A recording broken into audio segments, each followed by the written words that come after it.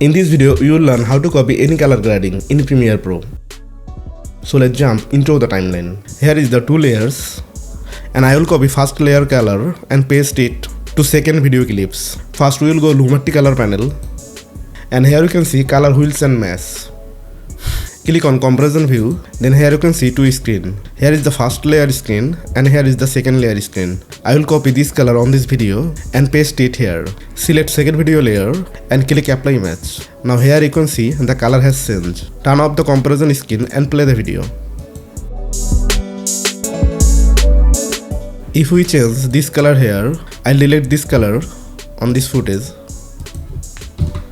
and move the second layer to first in the timeline. Then click comparison view, select this layer and hit the apply match button. Now you can see the color has changed on this first layer. Thanks for watching the video.